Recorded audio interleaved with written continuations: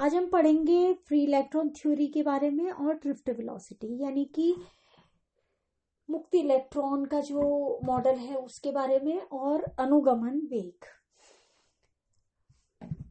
अगर हमारे पास कोई कंडक्टर है, सपोज ये कंडक्टर का पीस है और हम जानते हैं किसी भी कंडक्टर में बहुत सारे इलेक्ट्रॉन्स होते हैं, फ्री इलेक्ट्रॉन्स जो कि अपने परमाणुओं को छोड़ चुके हैं। सपोज ये एक फ्री इलेक्ट्रॉन है और ये इलेक्ट्रॉन जबकि इस कंडक्टर को किसी बैटरी से जोड़ा न गया हो, यानी कि किसी विद्युत वाहक बल ईएमएफ के सोर्स से जोड़ा न गया हो, तब ये इलेक्ट्रॉन, जितने भी फ्री इलेक्ट्रॉन्स होते हैं, वो सभी पॉसिबल डायरेक्शंस में मूव करते हैं, यानी कि इनकी गति अनियमित होती है। नंबर 1।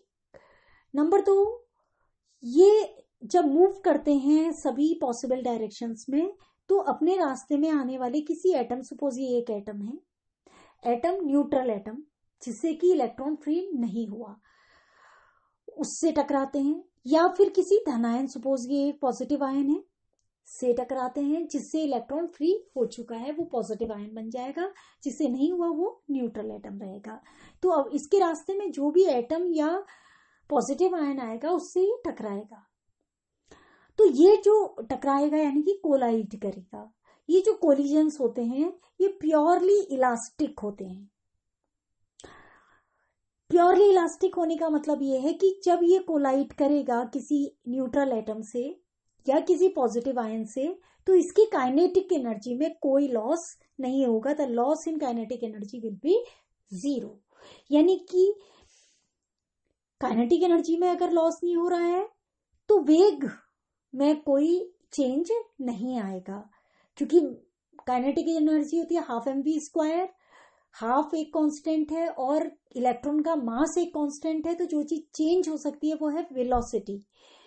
लेकिन अगर काइनेटिक एनर्जी में चेंज नहीं आ रहा है तो इसकी वेलोसिटी में भी कोई चेंज नहीं आएगा। ये जिस फ्री होने के बाद जिस वेलोसिटी को इसने गेन किया था उसी वेलोसिटी से ये हमेशा मूव करेगा। ये चलेगा, टकराएगा, फिर उसी वेलोसिटी से आगे बढ़ेगा, फिर टकराएगा, फिर उसी वेलोसिटी से आगे बढ़ेगा, फिर रास्ते में आने वाले किसी एटम या पॉजिटिव आयन से टकराएगा, और इस तरीके से ये कोलाइड करता रहेगा। लेकिन with the same velocity it will move ahead in any possible direction, in all possible directions. तो ये है फ्री इलेक्ट्रॉन मॉडल। और इसका एक बहुत इंपॉर्टेंट फीचर ये होता है कि जब इलेक्ट्रॉन इस तरीके से गति करता है, एक अनियमित गति, एक irregular motion which is there in all the possible direction, और जिसमें इसकी कोलिजन्स जो एटम से हो रही है, न्यूट्रल एटम से या फिर किसी पॉजिटिव आयन से हो रही है, वो बिल्कुल प्योरली इलास्टिक हैं, जिसमें काइनेटिक एनर्जी बिल्कुल चेंज नहीं हो रही है, यानी कि वेलोसिटी चेंज नहीं हो रही है। तो इस केस में इसकी वेलोसिटी हाई होती है और उसकी वैल्यू लगभग 2 × 10⁻, sorry not 2 × 10⁻, it is only 10, I can say 10⁻² सेंटीमीटर/सेकेंड के रेंज की कोटि की होती है। 100 सेंटीमीटर/सेकेंड, इतनी हाई वेलोसिटी से ये मूव करते हैं। जबकि फ्री इलेक्ट्रॉन थ्योरी की मॉडल की हम बात कर रहे हैं, तब की बात है ये कि इनका वेलोसिटी बहुत हाई होगी, वेलोसिटी किसी भी कोलिजन के बाद बदलेगी नहीं, ये कोलिजन्स प्योरली इलास्टिक होंगी, और ये जो मूवमेंट होगा इलेक्ट्रॉन्स का, सारे फ्री इलेक्ट्रॉन्स का, वो सभी पॉसिबल डायरेक्शंस में होगा। ये है फ्री इलेक्ट्रॉन थ्योरी और model.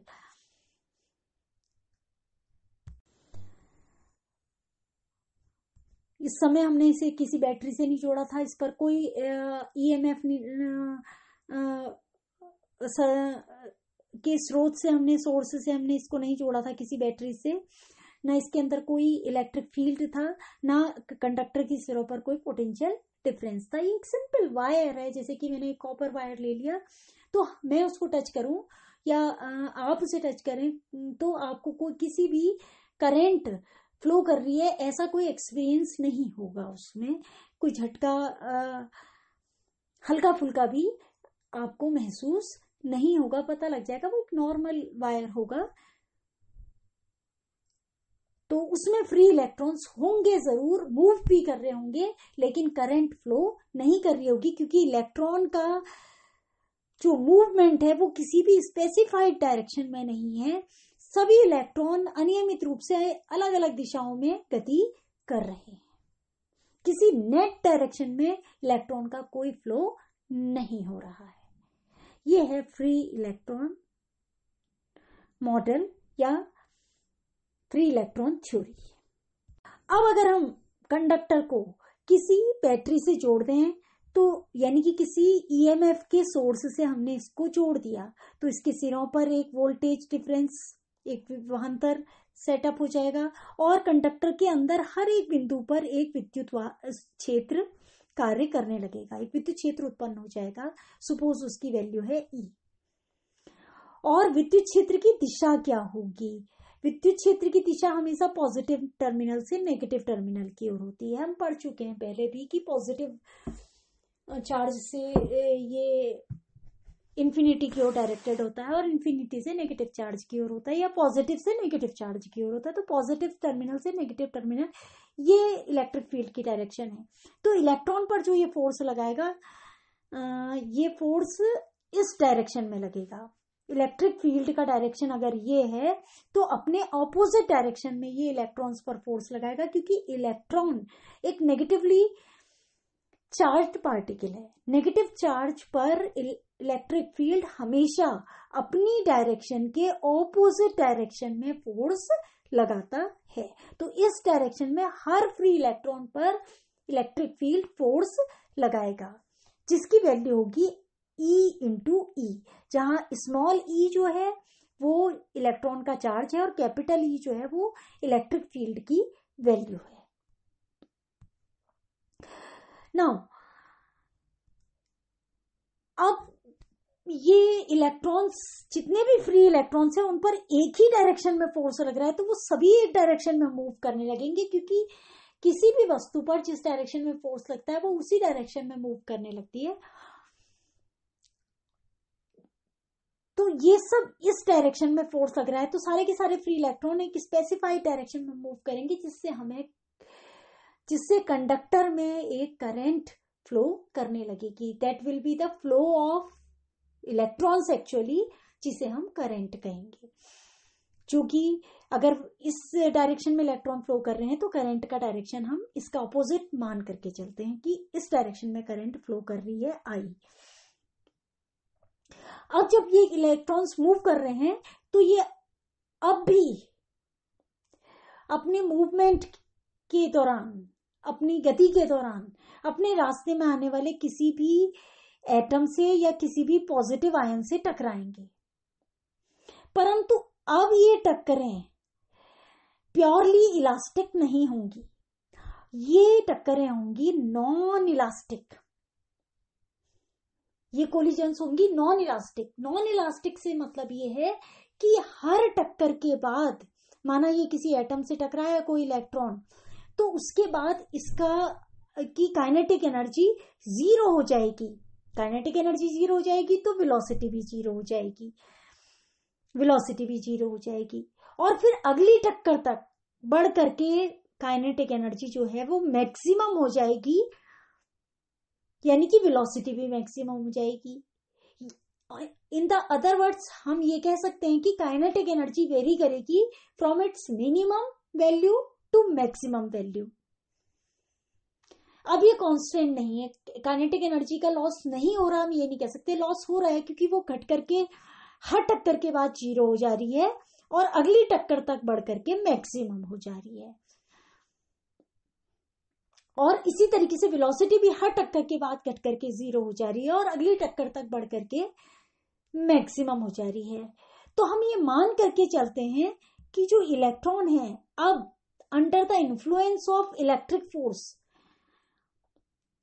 which is applied by the electric field on an electron, यानी किसी इलेक्ट्रॉन पर इलेक्ट्रिक फील्ड जो कि चालक ये कंडक्टर के अंदर हर बिंदु पर उत्पन्न हो गया इस बैटरी से जोड़ने पर, वो इलेक्ट्रिक फील्ड जो फोर्स लगा रहा है उस फोर्स के इन्फ्लुएंस में अब ये इलेक्ट्रॉन जब एटम्स और पॉजिटिव आयंस जो इनके रास्ते में आएंगे उनसे टकराएंगे तो वो टक्करें नॉन इलास्टिक होंगी और उन टक्करों के किसी भी एक टक्कर के बाद, किसी भी एक कोलिजन के बाद काइनेटिक एनर्जी और वेलोसिटी दोनों जीरो हो जाएंगी और अगली टक्कर तक बढ़कर दोनों ही मैक्सिमम हो जाएंगी। तो हम ये मान करके चल सकते हैं कि वेलोसिटी और जो है वो जीरो से मैक्सिमम तक वेरी कर रही है। और हम ये कह सकते हैं कि अगर हम इसकी मिनिमम वैल्यू और मैक्सिमम वैल्यू जीरो और वी मैक्सिमम का अगर हम एवरेज निकालें तो हम ये एवरेज एक सिंगल वैल्यू होगी जिसे हम एक कांस्टेंट मान सकते हैं और हम कहते हैं कि under the influence of electric force, जो कि इलेक्ट्रिक फील्ड किसी भी इलेक्ट्रॉन पर लगा रहा है, फ्री इलेक्ट्रॉन पर, उस फोर्स के इन्फ्लुएंस में सभी मुक्त इलेक्ट्रॉन, सभी फ्री इलेक्ट्रॉन एक एवरेज कांस्टेंट वेलोसिटी यानी कि औसत नियत वेग से गति करने लगते हैं, जिसे हम कहते हैं ड्रिफ्ट वेलोसिटी, जो कि एवरेज होता है इलेक्ट्रॉन की मिनिमम वैल्यू और मैक्सिमम वैल्यू का। और इस ड्रिफ्ट वेलोसिटी की वैल्यू उस वेलोसिटी से बहुत कम होती है जबकि कंडक्टर को किसी इलेक्ट्रिक फील्ड से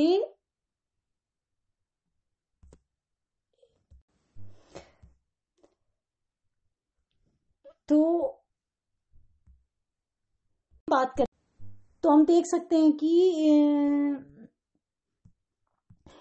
इलेक्ट्रिक फील्ड जो है वो हर इलेक्ट्रॉन पर अपनी डायरेक्शन के अपोजिट डायरेक्शन में फोर्स लगा रहा है। ये फोर्स लगा रहा है, इस फोर्स की वजह से इलेक्ट्रॉन सभी एक ही डायरेक्शन में मूव कर रहे हैं, इलेक्ट्रिक फील्ड के डायरेक्शन के अपोजिट डायरेक्शन में, और अपने रास्ते में आने वाले एटम्स और पॉजिटिव आयन से टकरा रहे हैं। टक्करें बिल्कुल नॉन इलास्टिक हैं। काइनेटिक एनर्जी हर टक्कर के बाद जीरो हो जा रही है और बढ़ करके फिर अगली टक्कर तक मैक्सिमम हो जा रही है और वेलोसिटी भी इसी प्रकार से वेरी कर रही है। और इन मिनिमम और मैक्सिमम वैल्यू ऑफ वेलोसिटी का एवरेज ही ड्रिफ्ट वेलोसिटी कहलाता है। और इस ड्रिफ्ट वेलोसिटी की वैल्यू जो होती है, जैसा कि हमने पहले केस में देखा जैसा